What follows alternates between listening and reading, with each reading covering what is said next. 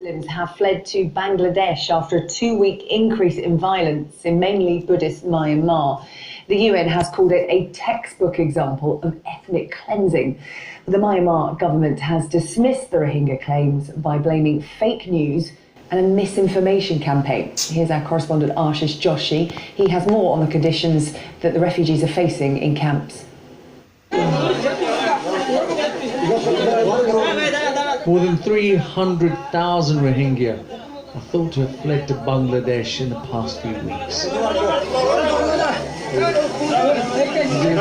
That's 300,000 destitute people who need food, water, shelter, clothing and medicine.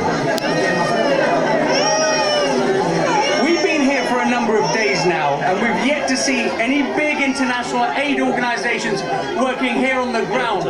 I'm not saying they're not here, we just haven't seen any. So these people are totally dependent on local charities. Either that, or they'll just go hungry. Tens of thousands of Rohingya inside Myanmar are said to be on the move, making their way here. More hungry mouths to feed, and nobody to feed them. Ashish Joshi, Sky News, Balokali, Bangladesh. Ashish Joshi there with a snapshot of what life is like for those Rohingya Muslims. Let's speak now to Oxfam's humanitarian director, Nigel Timmins. He joins us now live. Good morning to you. You've just been watching that report from Ashish Joshi. We've been running it throughout the morning here on Sky News Sunrise, and his overwhelming question is, where are the aid agencies? Well, we're on our way. I mean, there's work that's already happened. We've already distributed water treatment plants, for example, so you can extract water from surface sources and give people clean water. We've already put in some temporary latrines, but I think it's fair to say that we've been overwhelmed by the scale of the number of people coming across in a short period of time. 300,000 people is, a small city. Plus, I think there was an initial reluctance, to really acknowledge the scale of the problem from the authorities, but that attitude has changed. So last week we were able, along with others, to provide some resources to those local charities that you mentioned. And in almost every humanitarian crisis, the first assistance comes from local people.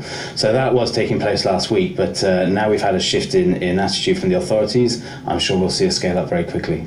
So there's an acknowledgement that aid agencies and the authorities have been slow on the uptake here.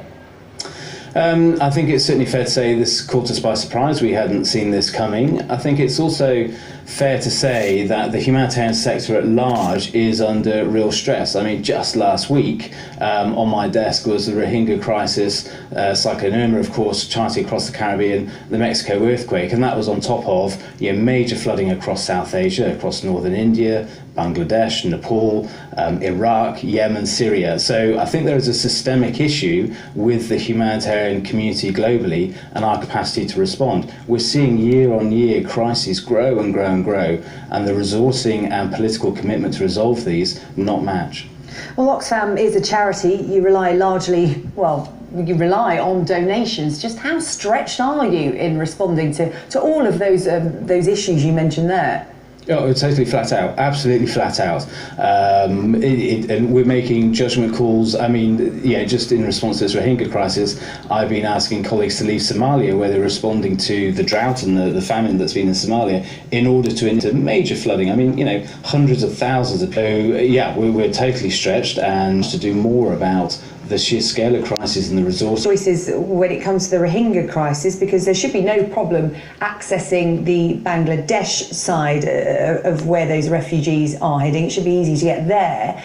But so many thousands more, tens of thousands more still in Myanmar, and there are horror stories coming out of there. We've been reporting on refugees being caught by landmines. Are you going to be able to get to the Myanmar side of the border? Well, thus far, no. Thus far, we've been prevented from working in Rakhine some years. We have been working with the people displaced from Rakhine to be on the ground in Rakhine state at the moment. No, we don't have access. And we've been calling on the authorities to provide, safety and protection for all civilians, and indeed to provide this humanitarian access. But so far, it's not been forthcoming. OK, Nigel Timmins from Oxfam, a huge task on your hands, as have many of the aid agencies who are